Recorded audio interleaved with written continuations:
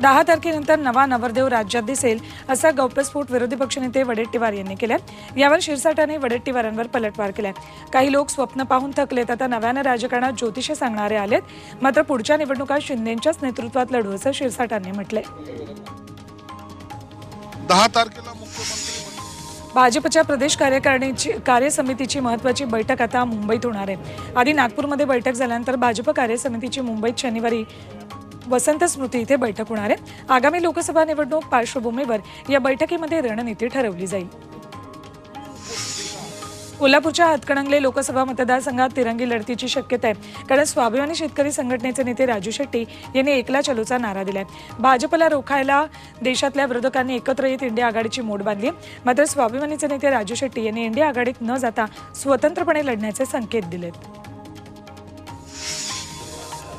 अमोल कोल्हेंना पाडणारच अमृत नोनी ortho plus, ये एक प्रूवन फॉर्मूला है। इसमें मौजूद नोनी फल के गुण और आयुर्वेदिक जड़ी बूटियां शरीर को जरूरी पोषक तत्व देने के साथ साथ हड्डियों और जोड़ों के घिसने, उनमें होने वाले सूजन और दर्द को रोकने में मदद करता है। दर्द मुक्त जीवन के लिए अमृत नोनी आर्थो प्लस। अजित पवारांनी केल्यानंतर कोल्हे विरुद्ध अजित पवार गट असा वाद चांगलाच रंगलाय। अजित पवारांची अमोल कोल्हेंनी फसवणूक केल्याचा आरोप मुश्रीफांनी केलाय, तर निष्ठा जपली याला फसवणूक कशी म्हणता येईल असा सवाल कोल्हेंनी केलाय। खासदार सुनील मेंढेंनी प्रशासकीय अधिकाऱ्यांची चांगलीच हजेरी काढली। भंडारा जिल्ह्यातील लाखनी तालुक्यात विकसित भारत संकल्प यात्रा आयोजित करण्यात आली होती। या यात्रेला सरकारी अधिकाऱ्यांनी दांडी मारली, त्यामुळे खासदार सुनील मेंढे अधिकाऱ्यांवर चांगले संतापले। लोकांची कामं करायची नसेल तर घरी बसा असा सल्ला त्यांनी या दांडी बहादर अधिकाऱ्यांना दिला। धुळे महापालिकेमध्ये शिवसेना ठाकरे गटानं आंदोलन केलं।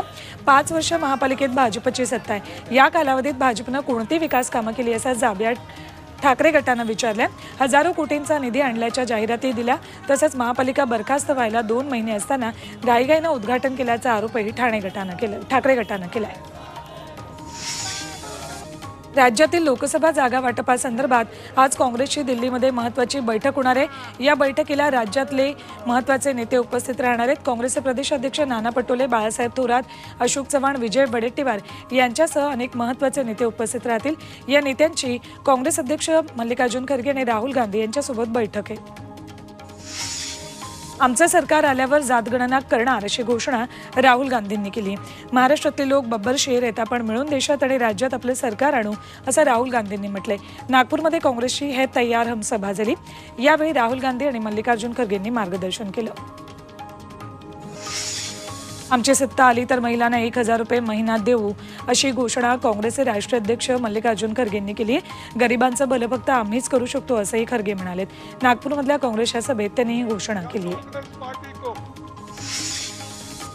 संयुक्त जनता दलाच्या राष्ट्रीय कार्यकारिणीची बैठक सुरू आहे। आज बैठकीचा दुसरा दिवस आहे। आजच्या बैठकीत अध्यक्षपदावरून चर्चा होईल। चर्चेनंतर अध्यक्षाच्या नावाची देखील घोषणा होऊ शकते।